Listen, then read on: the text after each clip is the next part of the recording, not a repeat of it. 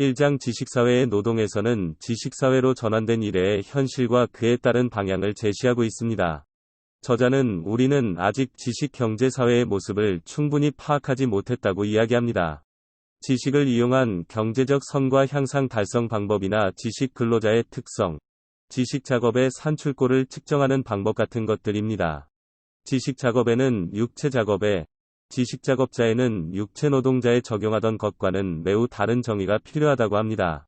지식 작업은 인간의 근로 수명이 길어지면서 노동의 공급이 늘어나며 등장하게 되었는데요. 근로 수명이 연장되며 생산자 1인당 부양자 숫자가 감소하여 보다 많은 자본의 축적이 가능해졌고, 그는 사람들이 학업기간 연장에 투자하도록 하였습니다. 결국 이는 지식을 작업에 적용하는 직업을 창출하게 하였고, 이러한 과업을 수행하는 사람들을 지식 근로자라고 할 수 있습니다. 이런 지식 작업자들은 기존의 육체 노동자들과는 매우 다른 방법으로 관리되어야 하는데요. 지식 작업자에게 임금과 같은 외부적 동기 요인은 그저 당연한 것으로 작용할 뿐이며, 그들이 적극적으로 동기부여될 필요가 있는 부분은 성취 욕구입니다.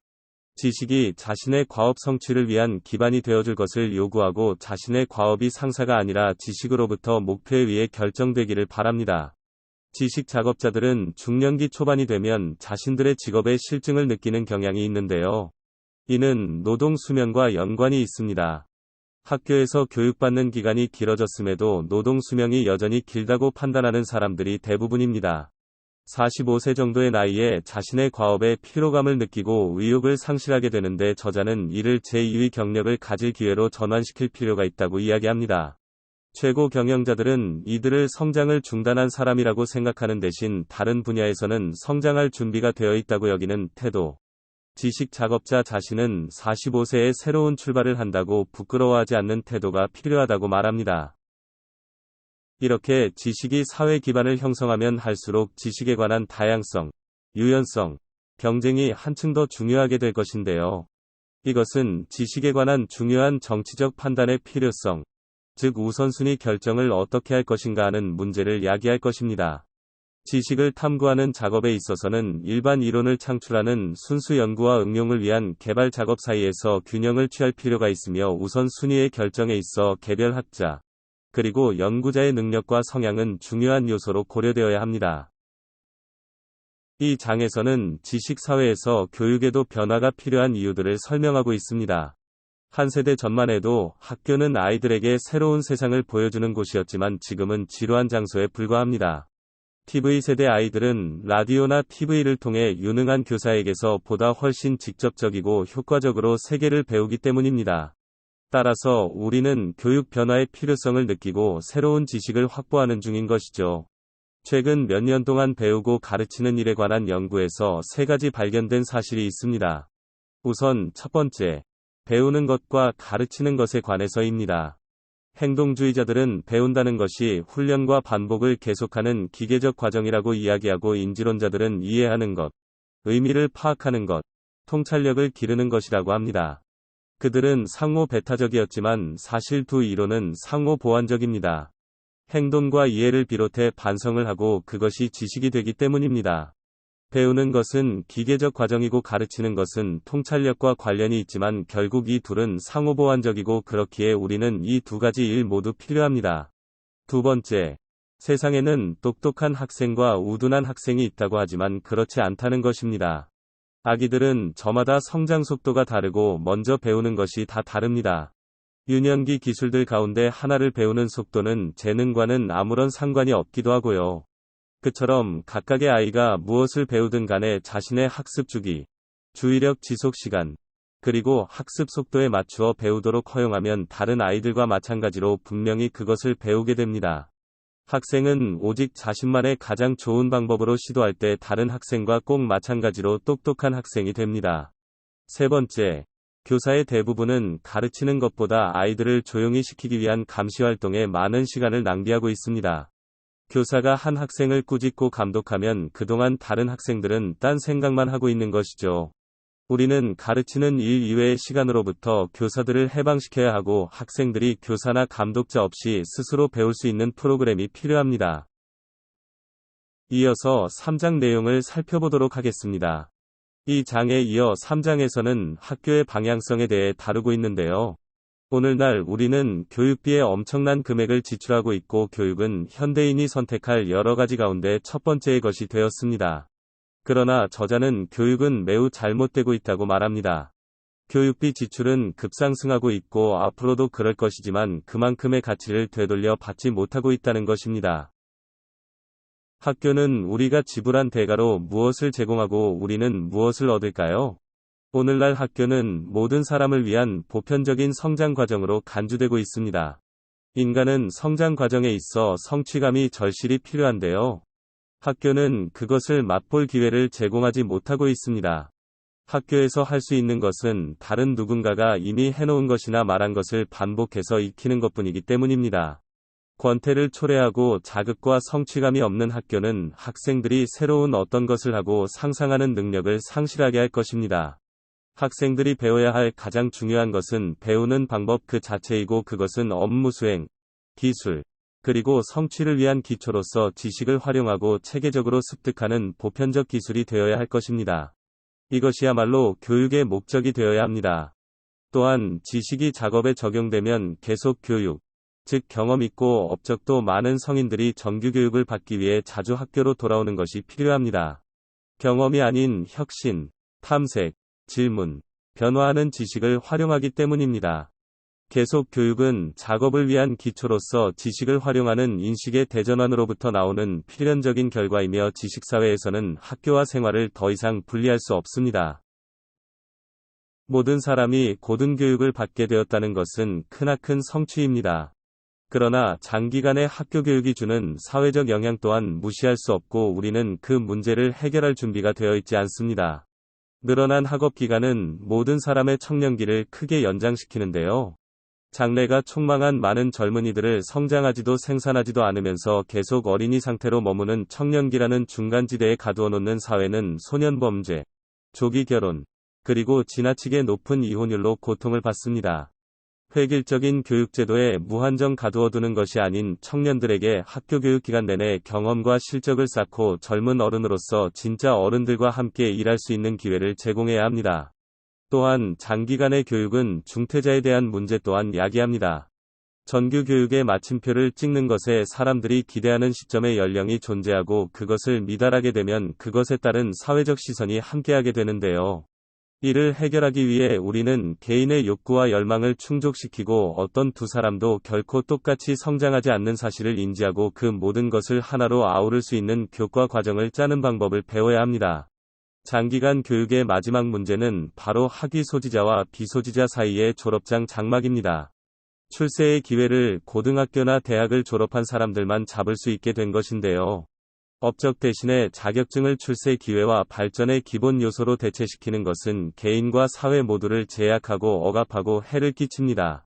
졸업장 장막을 걷어내지 못한다면 그것은 결국 사회와 경제를 빈곤하게 만들고 인적 에너지의 커다란 저장고를 고갈되게 하고 말 것입니다.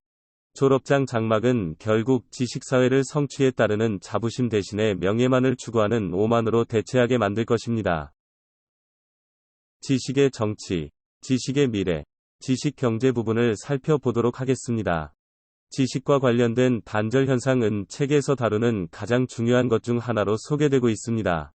오랜 과거에 인간은 기능을 개발했고, 기능을 갖춘 사람들이 개발한 도구들은 일반적인 사람들이 자신의 업무를 훨씬 더 원활하게 수행하도록 만들었습니다.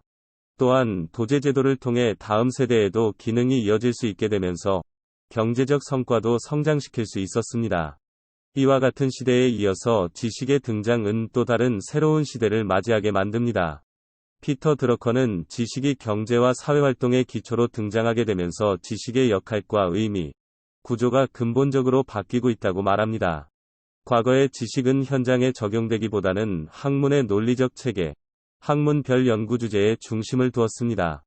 반면 현재의 지식은 학습한 지식을 어떤 분야에 어떻게 응용할 것인지가 중요하게 되었습니다. 응용을 중심으로 지식이 구성된다는 것은 학문별로 가지고 있던 지식의 경계가 허물어지고 학제 간 연구가 확대된다는 것을 의미합니다.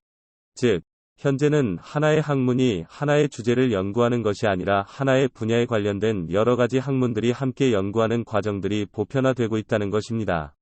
또한 이런 지식의 변화 속에서는 인재상 역시 변화하는데 특수한 한 분야의 깊은 조예를 가지기보다는 여러 분야로부터 수집한 지식과 정보를 통합하고 상황에 맞게 적용할 줄 아는 사람이 인재로 여겨지고 있습니다. 지식의 의미와 기능이 변화하면서 사회의 지식기지와 관련해 여러 가지 의문점들이 생기고 있습니다. 지식기지란 사회에서 지식이 창출되는 곳으로 이해할 수 있습니다. 과거에는 한 분야의 학문에만 몰두한 사람들이 사회의 지식기지가 되었지만 학문 간 통합이 중요시되면서 현재의 지식기지는 새로운 지식을 창출할 수 있는 사람과 이런 지식들을 응용할 수 있는 사람들로 구성됩니다. 피터 드러커는 지식기지를 수립할 수 있는 인재들을 확보할 수 있는 확률을 높이기 위해 대중들에게 높은 수준의 교육이 필요함을 이야기합니다. 높은 수준의 교육을 받은 사람이 늘어날수록 현대사회에 맞는 지식을 갖춘 사람이 나타날 확률이 높다고 생각했기 때문입니다. 즉, 과거의 지식기지가 특정 분야의 전문가들로만 구성되었다면 현재는 모든 대중들이 지식기지가 될 수 있도록 만들어야 한다는 것입니다. 이러한 변화가 가능하게 하기 위해 대학의 변화, 새로운 공공정책 수립이 필요합니다. 이것이 가능해질 때 사회는 올바른 지식사회로 진입할 수 있습니다. 지식산업이란 재화와 용역 대신에 아이디어와 정보를 생산하고 유통시키는 산업을 의미합니다. 1970년 이후 미국 국민 총생산의 절반 이상이 지식산업에서 창출되는 것으로 조사되었습니다. 이는 미국 경제가 벌어들이고 지출한 2달러 중 1달러가 지식산업으로부터 왔음을 의미합니다. 지식은 현재 선진국 경제의 주요 비용, 주요 투자, 주요 제품으로 자리잡기 시작했고, 이는 과거 농업 중심, 육체노동 중심의 경제체제에서 지식경제라는 새로운 체제로의 변화를 가져왔습니다. 실제 1900년대까지만 해도 지식은 경제적인 효용을 갖지 못했기 때문에 지식인들의 존재 여부가 경제적인 성과와 연결되지는 않았습니다. 그러나 현재는 지식을 활용하지 않는 산업 분야를 찾기 어려우며 지식을 활용해 근로하는 지식작업자는 경제활동의 중심이 되었습니다. 피터 드러커는 지식 경제에 대한 몇 가지 기본적 의견을 제시합니다. 첫째, 지식의 등장이 노동의 소멸을 의미하는 것은 아니라고 주장합니다. 장시간 근로하지 못하는 육체노동자에 비해 지식작업자는 어느 장소에서도 근로가 가능하기 때문에 노동행위가 임종을 맞았다고 볼 수 없기 때문입니다. 둘째, 지식은 수작업 기술을 제거하지 않고 오히려 해당 기술을 훨씬 더 원활히 배울 수 있게 한다고 주장합니다. 과거에는 도제식 제도를 통해 어떤 한 분야의 능력을 기르는 데 수년이 걸렸지만 정보와 개념을 체계적으로 조직하는 지식이 등장했기 때문에 일반적인 사람들도 쉽고 빠르게 한 분야의 숙련자가 될 수 있게 하기 때문입니다. 셋째, 지식은 노동, 기능을 제거하는 것도 아니면서 근로자의 생활 수준 역시 크게 증가시킬 수 있다고 주장합니다. 과거에는 대다수의 인류가 인종, 계급 등 여러 가지 이유로 자신이 하고자 하는 일, 되고자 하는 직업을 선택할 수 없었습니다. 그러나 지식이 등장하고 현대사회의 직업이 다양화되면서 각 분야에는 높은 생산성, 높은 보수를 제공하는 수 많은 일자리가 제공되기 시작했습니다. 즉, 지식이 사회 구성원들에게 선택의 자유를 부여하기 시작했다는 것입니다. 넷째, 지식 작업자들을 위한 대규모 조직이 등장하기 시작했음을 이야기합니다. 과거에는 지식들이 1인 혹은 소수로 업무를 진행하는 경우가 많았습니다. 그러나 오늘날의 지식 일자리는 조직 단위의 업무가 중심을 이루고 있습니다. 예를 들어 앞에서 언급했던 학제적 연구의 증가 역시 개인이 아닌 조직 단위의 업무가 확대되고 있다는 맥락으로 이해할 수 있습니다. 피터 드러커는 지식 경제로 전환되는 과정 속에서 발생할 수 있는 두 가지 문제를 제시합니다. 이 과도기적 문제들은 지식사회 국가 경제를 수립함에 있어서 걸림돌이 되기 때문에 이를 꼭 해결해야 한다는 의견을 제시합니다. 첫째, 미숙련 대량 생산 노동자 문제입니다. 앞에서 지식사회는 노동자들의 사회적 지위를 증가시킨다고 이야기했지만 역설적이게도 미숙련 노동자들의 사회적 지위는 오히려 낮아지는 상황이 초래됩니다. 물론 지식을 적용함에 따라 수입은 증가했습니다. 그러나 미숙련 노동자를 채용한다는 것은 회사가 단순한 업무를 처리해 줄 수 있는 프로그래밍된 기계를 구비하는 것보다 미숙련 노동자를 고용하는 것이 경제적으로 이익이 된다는 것을 의미합니다. 즉, 다른 공장에 비해 공학적으로 뒤처진 공장들이 미숙련 노동자들을 고용하게 됩니다. 공학을 중심으로 발전하는 상황 속에서 미숙련 노동자는 자신의 일자리가 기계로 대체될 것이라는 불안감을 갖게 되고, 자신의 업무에 관련해서 발생하는 어떠한 변화에도 민감한 반응을 나타내고 반대를 나타내게 됩니다. 사회에서 바라볼 때 결국 미숙련 노동자는 어떠한 변화에도 반대를 외치는 반동주의자가 되는 것입니다. 시대 변화로 인해 미숙련 노동자들이 불안감을 가지는 이러한 상황은 필연적이라 해결할 수 없습니다. 그렇기 때문에 정부, 공공단체, 기업은 다른 방향으로 해결책을 제시해야 하고, 그 해결책은 그들이 변화하는 시대에 적응하는 방향으로 제시돼야 합니다. 가령 미숙련 노동자들의 직업이 진보화될 때는 새로운 직업을 찾는 일, 새로운 직업에 필요한 지식과 기술을 습득하는 일 등에 사회가 도움을 줄 것을 그들에게 보장해 줘야 합니다. 둘째, 장인 기술 및 직업별 조직의 문제입니다. 피터 드러커는 사회와 경제를 성장시키기 위해 직업별 노동조합과 장인 직업의 개념을 버리라고 주장합니다. 왜냐하면 누구라도 손쉽게 장기간 교육을 받을 수 있는 현대사회에서 도제 제도를 통한 직업교육은 적합한 방법이 아니기 때문입니다.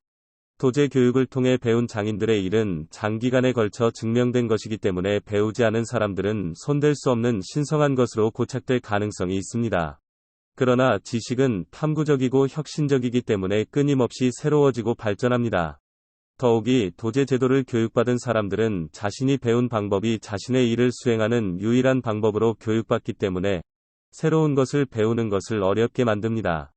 과거에는 자신의 업무에 맞는 도제식 교육으로 인해 노동조합은 직업별로 구성되었습니다.